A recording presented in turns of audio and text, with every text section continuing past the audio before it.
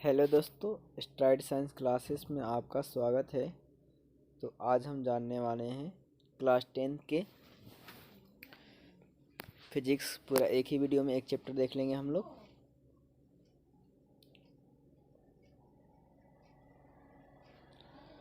तो आइए दोस्तों, हम लोग जानते हैं। देखिए, पहला हमारा पॉइंट है प्रकाश। दोस्तों, प्रकाश क्या है? तो प्रकाश एक ऊर्जा है जो वस्तु को देखने योग्य बनाती है। प्रकाश एक ऊर्जा है जो वस्तु को क्या करती है? देखने योग्य बनाती है। फिर प्रकाश जो है एक अनुप्रस्थ तरंग है। प्रकाश क्या होती है? एक अनुप्रस्थ तरंग। अब दोस्तों, अनुप्रस्थ तरंग क्या होती है? जो तरंगे तल के लंबवत गमन करती है उसे बोलते हैं हम अनुप्रस्थ तरंग। और जो भी अनुप्रस्थ तरंग होती है उसे ध्रुवण की घटना घटती है। मतलब प्रकाश से ध्रुवण की घटना घटती है। और सवाल ये पूछा जाएगा, किससे ध्रुवण की घटना नहीं घटती है? तो याद रखिएगा दोस्तों, ध्वनि से ध्रुवण की घटना नहीं घटती है। फिर दोस्तों, निर्वात में गमन कर सकती है। मतलब प्रकाश जो है निर्वात में गमन कर सकती है, अर्थात इसे गमन करने के लिए माध्यम की आवश्यकता नहीं होती है। मतलब सॉलिड, लिक्विड, तो गैस, इन सभी को माध्यम कहते हैं। और माध्यम जनरली दो तरह का होता है, एक विरल माध्यम होता है और एक सघन माध्यम होता है। जिसमें प्रकाश की चाल ज़्यादा होगी वो सघन माध्यम, जिसमें प्रकाश चाल ज़्यादा होगी वो विरल माध्यम, और जिसमें प्रकाश चाल कम होगी वो सघन माध्यम होगा। अब तो कहे कि निर्वात में प्रकाश की चाल कितनी होती है? तो याद रखिएगा दोस्तों, 3 × 10⁸ प्रति सेकंड होता है। कितना होता है? 3 × 10⁸ मीटर प्रति सेकंड होता है। निर्वात में प्रकाश की चाल 3 × 10⁸ मीटर प्रति सेकंड होता है। अब आगे दोस्तों है कि जो ये प्रकाश जो है ना, जो आपका दोस्त प्रकाश है, ये प्रकाश सरल रेखा में गमन करता है। एक लाइन नोट कर लीजिएगा, पेन डाउन, कि प्रकाश जो है एक सरल रेखा में गमन करता है। इसका प्रमाण क्या है? तो छाया का बनना प्रमाण है, सूर्य ग्रहण प्रमाण है, और क्या है? सूची छिद्र कैमरा है, यानी कि पिन होल कैमरा है। फिर मैं पॉइंट को लिख दिया हूँ कि निर्वात में प्रकाश की चाल कितनी होती है? तो 3 × 10⁸ मीटर प्रति सेकेंड, अर्थात कितना होता है? 3,00,000 किलोमीटर प्रति सेकेंड। इसका मतलब क्या कि एक सेकेंड में जो प्रकाश है वो 3,00,000 किलोमीटर की ट्रेवल करती है, बहुत ज़्यादा दूर करती है। और ये निर्वात में प्रकाश की चाल 3 × 10⁸ मीटर प्रति सेकेंड होता है। इस चाल को किसने ज्ञात किया था? तो याद रखिएगा, रोमन नामक वैज्ञानिक ने क्या किया था? ज्ञात किया था। अब प्रकाश की जो दूसरा गुण है, प्रकाश जो है आपका, प्रकाश की प्रकृति क्या होती है? तो याद रखिएगा दोस्तों, ड्यूल नेचर का होता है। क्या होता है? ड्यूल नेचर का मतलब दैत प्राकृतिक होती है। दैत प्रकृति मतलब दो प्रकार प्रकृति होगी। पहली प्रकृति होती है कण प्रकृति, पार्टिकल नेचर, और दूसरी होती है तरंग प्रकृति, यानी कि वेव नेचर। तो कण प्रकृति की पहचान करने का ट्रिक क्या है कि इसके घटना के नाम के पीछे में क्या आएगा? प्रभाव शब्द आएगा। क्या आएगा दोस्तों? प्रभाव शब्द। जैसे प्रकाश विद्युत प्रभाव, क्राफ्टन प्रभाव, टंडल प्रभाव, ये क्या होगा? तो प्रकाश की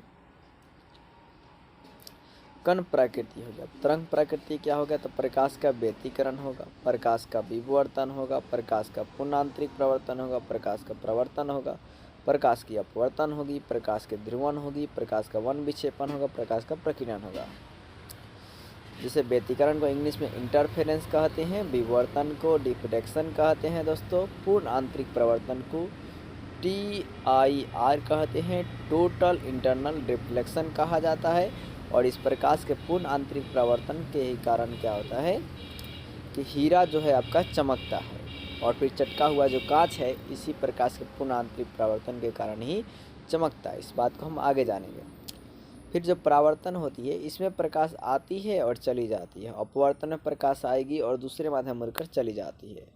ध्रुवण में क्या होता है कि प्रकाश लंबवत गमन करती है। और वन विक्षेपण जो होता है, प्रकाश 7 रंगों में बढ़ जाती है। और प्रकीर्णन मतलब स्कैटरिंग में क्या होता है कि प्रकाश जो होता है किसी कण पर पड़ती है ना, तो प्रकाश 7 रंगों में बढ़ जाती है। सारी बातों को हम आगे करके देखेंगे।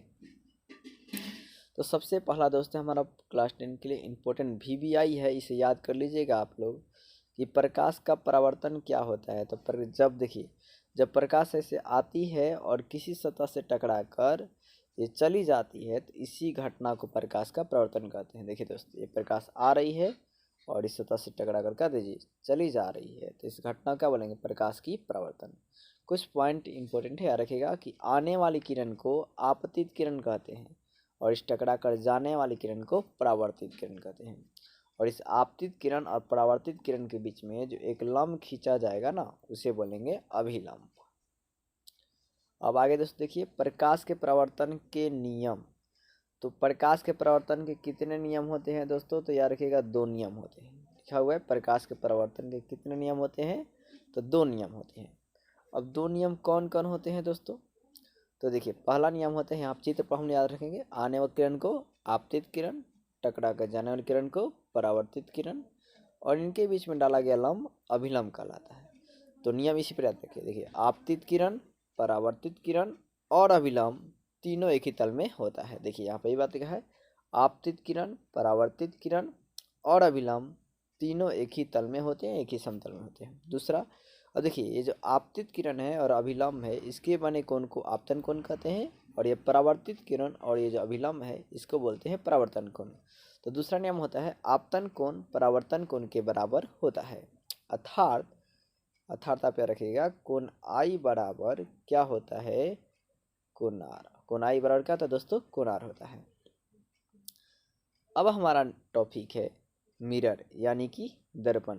दोस्तों आप स्क्रीनशॉट कर करके लिख सकते हैं आसानी से वीडियो को पॉज पर कर कर। तो है क्या मिरर यानी कि दर्पण? तो जो वस्तु संपूर्ण प्रकाश को परावर्तित कर देता है उसे दर्पण कहते हैं। जो भी वस्तु, जैसे मान लीजिए आपका एक प्लेन मिरर है, इस पर कोई लाइट बारिएगा तो ये क्या करेगा? संपूर्ण प्रकाश को परावर्तित कर देगा, तो उसी को हम क्या बोलेंगे? मिरर कहते हैं। और मिरर को जनरली जो क्या होता है कि जिंक सल्फाइड, मतलब ZnS फार्मूला होता है, जिंक सल्फाइड या एल्युमिनियम सल्फाइड या एल्युमिनियम या मरकरी से कलई किया जाता है। देखिए लिखा गया है कि दर्पण को जिंक सल्फाइड या एल्युमिनियम या मरकरी से यहाँ पर होगा कलई किया जाता है। क्या किया जाता है दोस्तों? कलई। कलई का मतलब होता है रंगा जाता है। ठीक है, कलई मतलब क्या होता है दोस्तों? रंगा जाता है। नेक्स्ट पॉइंट है दोस्तों, अब जो दर्पण होते हैं आपका 2 प्रकार का होता है। एक होता है गोलीय दर्पण, याद रखिएगा दर्पण कितने प्रकार का? 2 प्रकार का। एक होता है गोलीय दर्पण और एक होता है समतल दर्पण। इस तो दोस्तों पेन डाउन कर कर इसको डिफिनीशन लिख लेंगे। गोलीय दर्पण क्या होता है? गोलीय कांच की भाग होती है। गोलीय दर्पण दोस्तों क्या होती है? गोलीय कांच की भाग होती है, जिसके परावर्तक सतह को हम लोग क्या करते हैं कि जिंक सल्फाइड या सिल्वर सल्फाइड से कलई किया जाता है। गोलीय, फिर से सुनिए, गोलीय दर्पण गोलीय कांच की भाग होती है जिसके परावर्तक सतह को जिंक सल्फाइड या एल्युमिनियम या मरकरी से कलई किया जाता है। फिर इसी प्रकार दोस्तों समतल दर्पण जो है समतल कांच की भाग होता है। समतल दर्पण क्या होगा? समतल कांच की भाग होगा और इसके परावर्तक सतह को जिंक सल्फाइड या मरकरी सल्फाइड से कलई किया जाता है। तो ये बात लिखा है दोस्तों, समतल दर्पण समतल कांच की भाग होती है जिसके परावर्तक सतह को जिंक सल्फाइड या एल्युमिनियम से कलई किया जाता है। अब दोस्तों समतल दर्पण को इंग्लिश में क्या बोलते हैं? प्लेन मिरर कहते हैं। क्या बोलते हैं जी? Plane mirror. अब इससे जो बना प्रतिबिंब होता है, समतल दर्पण से जो बना प्रतिबिंब होता है, प्रतिबिंब दोस्तों मतलब छाया, ठीक है। और प्रतिबिंब आपके जनरली 2 तरह के होते हैं। एक होते हैं वास्तविक प्रतिबिंब, मतलब रियल इमेज होता है, और एक होता है वर्चुअल इमेज। तो देखिए वास्तविक प्रतिबिंब जिससे पर्दे पर प्राप्त किया जाएगा उसे वास्तविक प्रतिबिंब कहेंगे, और जिस इमेज को पर्दे पर प्राप्त नहीं किया जाएगा, जिस प्रतिबिंब को पर्दे पर प्राप्त नहीं किया जाएगा उसे बोलेंगे वर्चुअल इमेज, मतलब आभासी प्रतिबिंब या काल्पनिक प्रतिबिंब। तो समतल दर्पण से जो बना प्रतिबिंब होता है आभासी, सीधा और वस्तु के क्या होता है? बराबर होता है। लेकिन अगर सवाल आएगा पार्श्विक रूप से समतल दर्पण से बना प्रतिबिंब क्या होता है, तो याद रखिएगा वास्तविक एवं उल्टा होता है। पार्श्विक रूप से कैसा होता है? वास्तविक एवं उल्टा। अब समतल दर्पण दोस्तों यूज किस में करते हैं? तो आईना के रूप में, मतलब फेस देखने में, वही चेहरा देखने में, आईना के रूप में यानी कि चेहरा देखने में किया जाता है। और क्या परिदर्शी या पेरिस्कोप में किया जाता है। अब ये परिदर्शी क्या होता है दोस्तों? तो है कि इसका काम नेवी में लिया जाता है। और ये जो इस दर्पण के सहारे हम क्या कहते हैं कि पानी के छिपे हुए या समुद्र के में छिपे हुए सैनिकों की पता लगाया जाता है इस दर्पण के सहारे। फिर ये क्या क्लेडियोस्कोप या बहुदर्शी के रूप में भी किस दर्पण का उपयोग करते हैं? तो समतल दर्पण में। मतलब उपयोग सिर्फ याद करना है, आईना या चेहरा के रूप में, परिदर्शी या पेरिस्कोप में, और क्या क्लेडियोस्कोप में। बस यूज 3 गो है, आईना में, परिदर्शी में, क्लेडियोस्कोप में। अब नेक्स्ट जो है हमारा पॉइंट दोस्तों अवतल दर्पण। तो देखिए दोस्तों, अवतल दर्पण को इंग्लिश में कनकेव मिरर कहते हैं।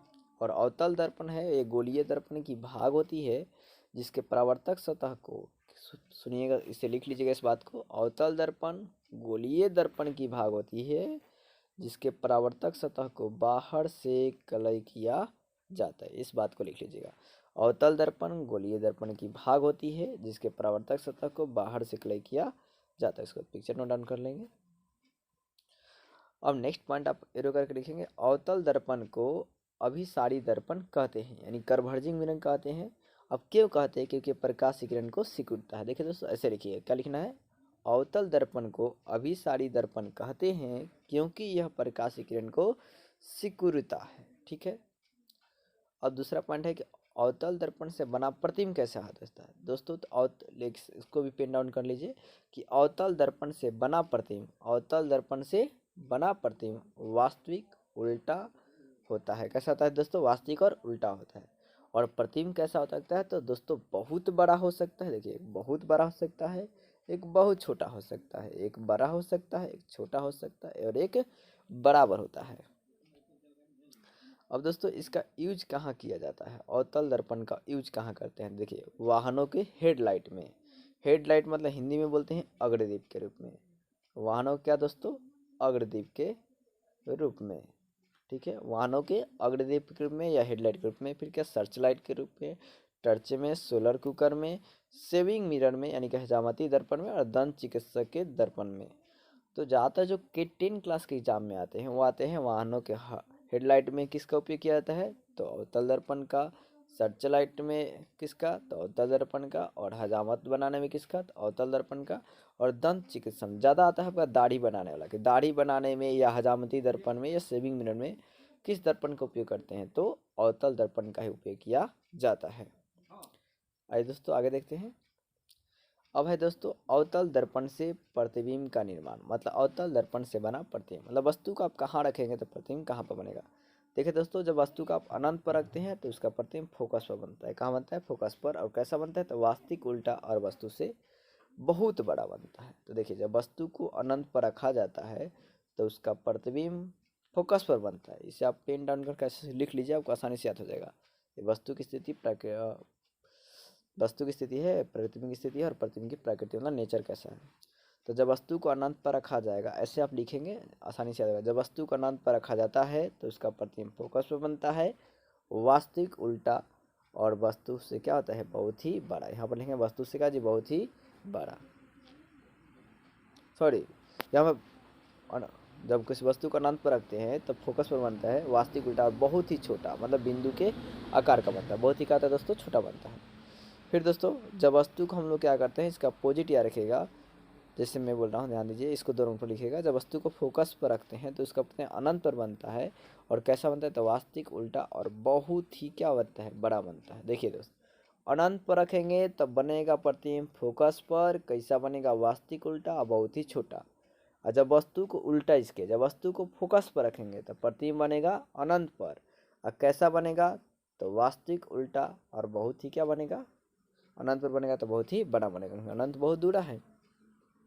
अब तीसरा पॉइंट इसे याद रखेंगे, जब वस्तु को वक्रता केंद्र पर रखते हैं तो प्रतिबिंब वक्रता केंद्र पर बनता है। कैसा बनता है? तो वास्तविक उल्टा और वस्तु के बराबर बनता है। फिर है दोस्तों, जब वस्तु को आप क्या करते हैं कि अनंत और वक्रता केंद्र के बीच में रखते हैं, अनंत और वक्रता केंद्र के बीच में, तो अनंत के उल्टा क्या होता है दोस्तों? फोकस। अनंत के उल्टा फोकस लिखेंगे आप। और फिर वक्रता केंद्र उल्टा कहता है, वक्रता केंद्र होती है, तो वक्रता केंद्र फोकस और क्या होगा? वक्रता केंद्र के बीच में बनेगा। और कैसा बनेगा? तो वास्तविक उल्टा और वस्तु से क्या बनेगा? छोटा बनेगा। फिर दोस्तों जब वस्तु को वक्रता केंद्र और फोकस के बीच में रखा जाता है तो उसका प्रतिबिंब वक्रता केंद्र अनंत के बीच में बनता है। कैसा बनता है? वास्तविक उल्टा वस्तु से बड़ा। एक बात दोस्तों याद रखिएगा कि जब वस्तु का प्रतिबिंब अनंत पर बनेगा तो बहुते बार का अनंत के बीच में बनेगा, कभी भी प्रतिबिंब तो बड़ा बनेगा। और जब वस्तु का प्रतिबिंब फोकस पर बनेगा तो याद रखिएगा बहुत ही छोटा बनेगा। फोकस के बीच में बनेगा, याद रखिएगा फोकस के बीच में बनेगा तो क्या बनेगा? छोटा बनेगा। अब एक कंडीशन दोस्तों और है कि जब वस्तु को ध्रुव और फोकस के बीच में रखते हैं तो उसका बना प्रतिबिंब दर्पण के पीछे बनता है। और कैसा बनता है, तो आभासी सीधा और वस्तु से बड़ा, और इस बड़ा को हम बोलते हैं आवर्धित। तो सवाल में पूछता है आपका क्लास 10 के एग्जाम में कि वस्तु को कहाँ पर रखा जाए कि आवर्धित प्रतिबिंब प्राप्त हो। तो अवतल दर्पण में फोकस और ध्रुव के बीच में रखिएगा तो उसका प्रतिबिंब दर्पण के पीछे आभासी सीधा और वस्तु से बड़ा यानी कि आवर्धित बनता है। अब दोस्तों है, आइए को जानते हैं उत्तल दर्पण के बारे में। तो उत्तल दर्पण को सबसे पहली बात, इंग्लिश में इसको कन्वेक्स मिरर कहते हैं और अवतल दर्पण को कॉन्केव मिरर कहते हैं। अब उत्तल दर्पण किसे कहा जाएगा, पहले डिफिनीशन जान लीजिए। तो देखिए दोस्तों, उत्तल दर्पण और गोलीय दर्पण का ही भाग होता है। उत्तल दर्पण क्या होता है, गोलीय दर्पण की भाग होती है, जिसके परावर्तक सतह को उत्तल दर्पण, इसे पेन डाउन कर लीजिए दोस्त, उत्तल दर्पण को नोट कर लीजिए। उत्तल दर्पण किसे कहते हैं, उत्तल दर्पण गोलीय दर्पण की भाग होती है। उत्तल दर्पण गोलीय दर्पण की भाग होती है जिसके परावर्तक सतह को अंदर से, कहाँ से दोस्तों, अंदर से कलय किया जाता है। फिर है क्या दोस्तों, नेक्स्ट पॉइंट इस पिक्चर को नोट कर लेंगे। इसके बाद लिखेंगे ऐसे एरो कर या पॉइंट कर उत्तल दर्पण को अपसारी दर्पण कहते हैं, यानी कि डाइवर्जिंग मिरर कहा जाता है। क्यों कहा जाता है, क्योंकि ये प्रकाश से किरण को फैलाता है या फैलाती है, ठीक है। अब इससे बना इमेज कैसा होता है दोस्तों, तो इससे बना इमेज आभासी सीधा और वस्तु से क्या होता है, छोटा होता है। इससे बना इमेज क्या होता है जी, आभासी सीधा और क्या होता है, छोटा। सवाल में ऑब्जेक्टिव बहुत ज़्यादा पूछे जाते हैं कि किस दर्पण से हमेशा छोटा प्रतिबिंब प्राप्त होता है, याद रखिएगा दोस्तों, उत्तल दर्पण से, ठीक है।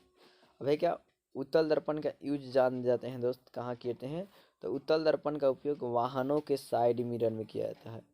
पार्श्व दर्पण में करते हैं, कहाँ जी, पार्श्व दर्पण में, ठीक है। और क्या जी, वाहनों के साइड मिरर में, और ड्राइवर के आगे लटका हुआ दर्पण के भी रूप में कौन सा होता है, तो आपका क्या होता है जी, उत्तल दर्पण ही होता है।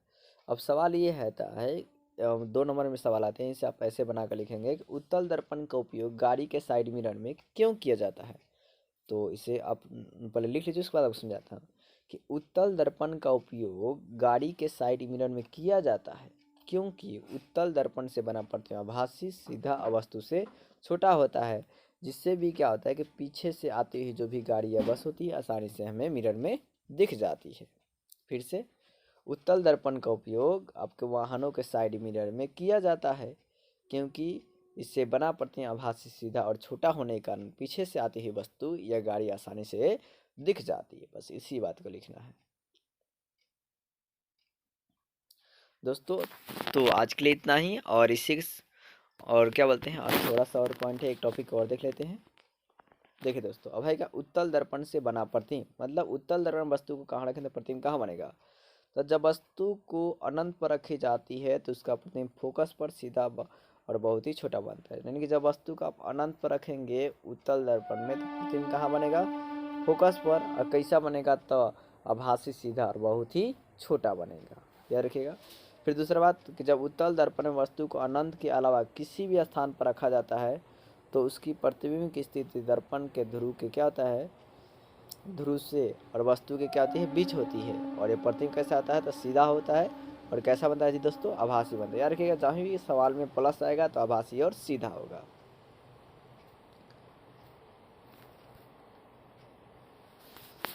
दोस्तों तो आज के लिए इतना ही, और इसमें थोड़ा सा एक पॉइंट मेरा हमारा बच गया है, उससे आपको मतलब A=R/2 क्या होती है, मतलब याद रखिएगा, गोलीय दर्पण की वक्रता त्रिज्या और फोकस दूरी में संबंध क्या होता है। तो मैं आपको बता दूं कि गोलीय दर्पण की फोकस दूरी और वक्रता त्रिज्या में संबंध क्या होता है। तो आइए मैं बता दे रहा हूँ, A बराबर होता है दोस्तों R/2। गोलीय दर्पण की वक्रता त्रिज्या फोकस दूरी संबंध क्या होता है, A बराबर क्या होता है, R/2। अब सवाल देता है कि यदि किसी दर्पण की फोकस दूरी 20 सेंटीमीटर है तो वक्रता त्रिज्या का होगा, तो उसे डबल कर देंगे तो कितना हो जाएगा जी, 40 सेंटीमीटर वक्रता त्रिज्या। और सवाल ऐसा देगा कि यदि किसी दर्पण की वक्रता त्रिज्या 12 सेंटीमीटर है, फोकस दूरी कितना होगा, तो आधा कर देंगे। वक्रता त्रिज्या देगा, अब फोकस दूरी पूछेगा ना दोस्तों, तो आधा कर देंगे। 6 का आधा कितना, 12 का आधा कितना हो गया, 6 सेंटीमीटर हो जाएगा फोकस दूरी।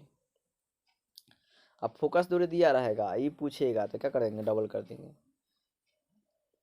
अब दोस्तों एक और याद रखिएगा, आवर्धन किसे कहते हैं दोस्तों? आवर्धन किसे कहा जाता है?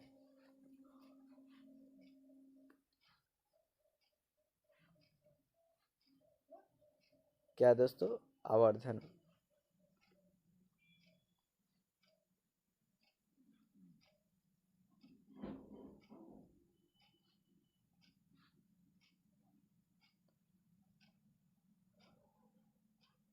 आवर्धन किसे कहते हैं, आइए जानते हैं। तो यहीं पे ध्यान दीजिएगा, प्रतिबिंब की ऊंचाई, पेन डाउन कर लीजिएगा, पेन से लिख लीजिए दोस्तों। प्रतिबिंब की ऊंचाई और वस्तु की ऊंचाई के अनुपात को आवर्धन कहते हैं। क्या सुना? प्रतिबिंब की ऊंचाई और वस्तु की ऊंचाई के अनुपात को आवर्धन कहते हैं और इसे स्मॉल एम से शुरू किया जाता है। अर्थात स्मॉल एम बराबर होता है -v बटा क्या होता है दोस्तों? यू होता है। ठीक है। अब दोस्तों आता है दोस्तों दर्पण सूत्र। कि दर्पण सूत्र क्या होते हैं दोस्तों? तो दर्पण सूत्र याद रखेगा, 1/f बराबर होता है 1/v प्लस होता है 1/, ये हो गया आपका दर्पण सूत्र। अब सवाल में कभी v देगा और u देगा तो f पूछेगा, सवाल में f देगा u देगा, f देगा और u देगा तो क्या पड़ेगा? v पूछेगा, और इसी पर आपके सवाल को पूरा घुमाते रहता है। भिन्न का जोड़ निकालना है, कुछ नहीं दोस्तों इसमें। तो दोस्तों इसी के साथ हमारा ये पहला चैप्टर जो है आपका समाप्त होता है। अगर वीडियो अच्छी लगी हो तो वीडियो को लाइक और सब्सक्राइब जरूर करें और वीडियो को ज़्यादा से ज़्यादा शेयर करें ताकि मेरा भी और भी वीडियो बनाने में आपको मुझे आसान हो।